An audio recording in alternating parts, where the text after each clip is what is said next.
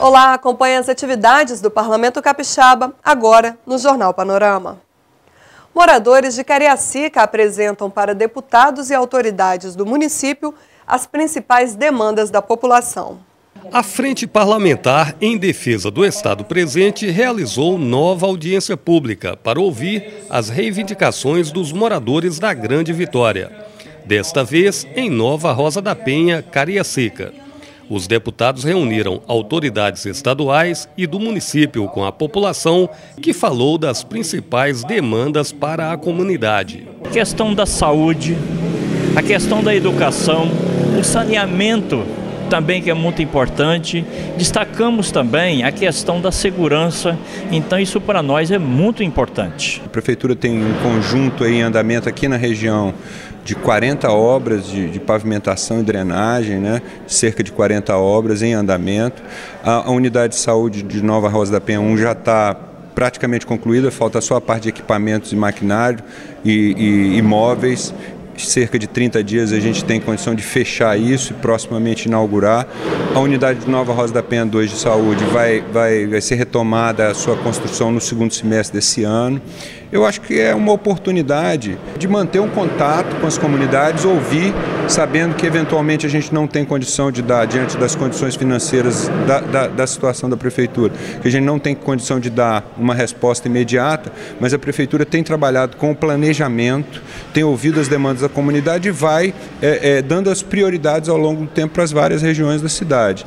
Os deputados Aparecida Denadai e Roberto Carlos, presidente da frente, representaram a Assembleia Legislativa. Alguns pontos que foram levantados pela comunidade, eles já foram respondidos prontamente. Tem alguns pontos que ainda dependem de uma resposta, tanto da Prefeitura como do Governo do Estado. A partir de agora, a gente, em cima dessas propostas levantadas pela comunidade, essas reivindicações levantadas pela comunidade, a gente agenda com os secretários da pasta e também com o prefeito da cidade para a gente tocar e dar uma resposta efetiva para a população. Esta foi a 6ª audiência pública realizada pela Frente Parlamentar em Defesa do Estado Presente. Os próximos encontros, ainda sem datas definidas, devem ser realizados em Planalto Serrano e Novo Horizonte, no município da Serra. Solenidade no Parlamento Capixaba destaca a atuação da doutrina cristã União do Vegetal em Busca da Paz. A Assembleia Legislativa realizou sessão especial para debater a importância da família no desenvolvimento ético da sociedade. A solenidade também marcou os 30 anos do Núcleo Príncipe Ancarilho, grupo que faz parte da religião União do Vegetal. O deputado da Vitória, proponente da sessão, destacou o trabalho desenvolvido pelo grupo na formação moral dos associados. Principalmente as famílias que necessitam de apoio para sua estruturação, como aquelas que têm dependentes químicos, que precisam de acolhimento, de tratamento. Então o valor de uma instituição como essa se dá na sua doação, se dá na sua parceria com as pessoas que precisam deste apoio. E hoje nós temos aqui as pessoas que conduzem, que presidem, que direcionam, e acredito que é um debate muito rico que tem que ser muito aproveitado. O mestre Sóter Fernandes Lira explicou os princípios da União do Vegetal e as atividades realizadas pelo Núcleo Príncipe Ancarilho, localizado em Guarapari. A nossa doutrina da União do Vegetal é a doutrina cristã reencarnacionista. E o que isso significa dizer? Para nós, que Deus é o nosso Pai, Jesus Cristo, Filho de Deus, é o nosso Salvador. Essa doutrina de transmitir a paz e ensinar para as pessoas a viverem em paz, respeitando as diferenças de cada ser humano, respeitando o direito da pessoa de ir e vir, respeitando o direito da pessoa de viver e de conviver em sociedade. O evento contou com a participação de associados e mestres de outros núcleos. A Assembleia Legislativa reforça as regras a serem seguidas durante o período eleitoral. O secretário de Comunicação da Casa explica o que ficou definido após reunião dos líderes de partido.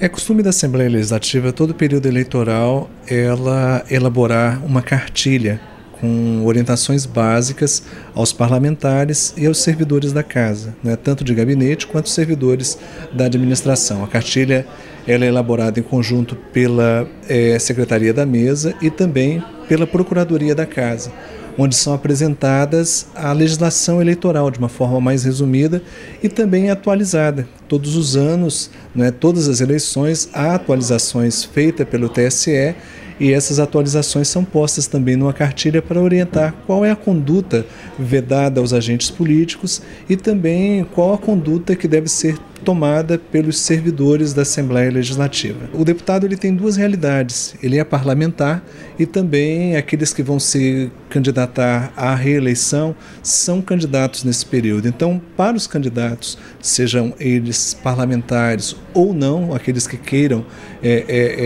o mandato de deputado estadual, a regra é a mesma. O que vale para quem tem mandato, o que vale para quem não tem mandato, é a mesma legislação, as mesmas condutas.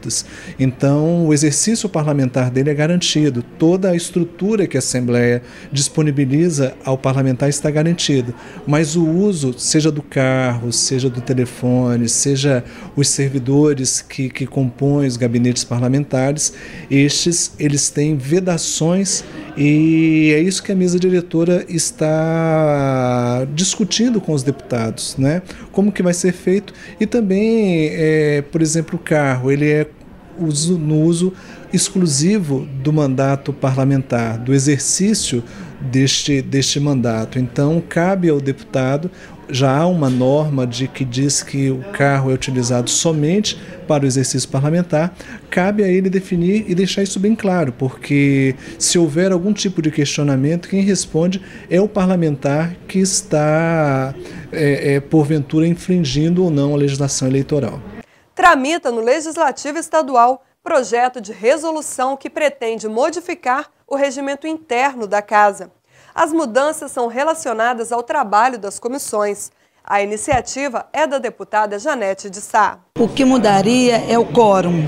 Nós faríamos esta reunião no interior, no caso do interior, quando se tratasse de audiências públicas, com um quórum simplificado, que bastava ter um membro efetivo da comissão, porque muitas vezes nós marcamos, em geral, essas audiências públicas com meses de antecedência.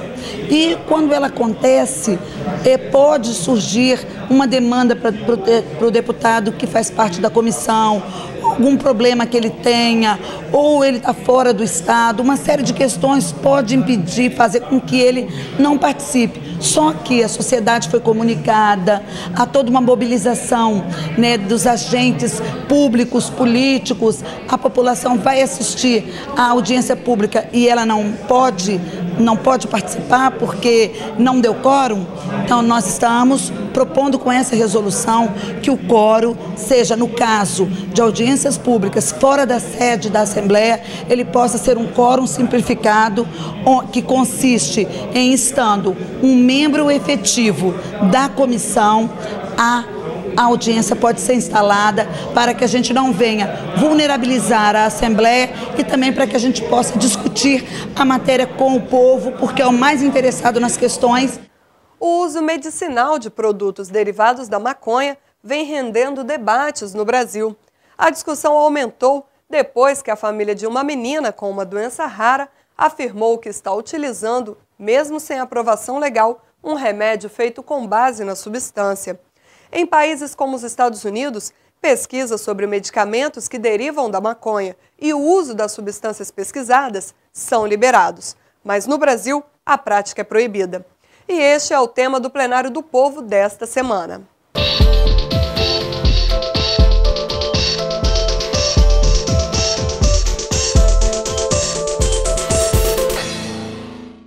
A polêmica ganhou espaço na mídia. Anne, uma menina de 5 anos, tem uma doença rara que provoca convulsões. Para melhorar a sua situação, apenas um remédio funciona: o canabidiol, que usa em sua fórmula um dos 400 princípios ativos da maconha. Como o uso medicinal da maconha é proibido no Brasil, os pais de Anne tiveram que importar ilegalmente o medicamento. E você, se passasse por uma situação como esta, faria o mesmo? Importaria o medicamento? Para saber a opinião das pessoas sobre este assunto, viemos às ruas saber o que elas fariam numa situação como esta. Lógico que deveria ser. Não só para isso, mas para outros, se tiver outra utilidade também, que deveria ser do mesmo jeito.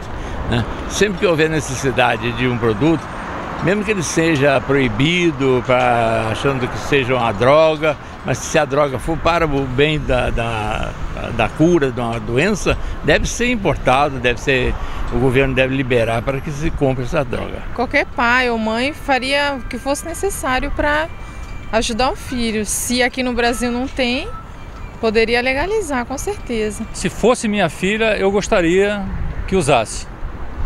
Porque só sabe quem tem uma filha em casa sofrendo. Se você tem alguma coisa que faça com que ela diminua o sofrimento, eu usaria. Desde que seja para meio de saúde, sim. Concordaria, sim. Deveria estudar mais, sabe? Porque a maconha é uma coisa muito séria, né? Tem levado muitas vidas, né? Eu acho que teria que estudar mais. Sou a favor do uso medicinal da maconha, sendo que no Brasil não tem nenhum outro medicamento que controle as convulsões, assim como esse que tem apenas um composto da maconha, que não é nem a droga em si. Se fosse comigo, a minha filha, eu faria o mesmo. Já que é medicinal, não é uma coisa, é uma droga, não é para uso indevido, mas é para uma coisa totalmente, tipo assim, necessária, né? Eu acho que o remédio, quando ele é necessário, não é só o pai importar. O próprio governo tem por obrigação fornecer o remédio ao deficiente ou doente que precisa do remédio. E o Jornal Panorama fica por aqui. Continue acompanhando a programação da TV Alis Digital e os trabalhos parlamentares pelo site e pelas redes sociais. Obrigada pela companhia e até o nosso próximo encontro.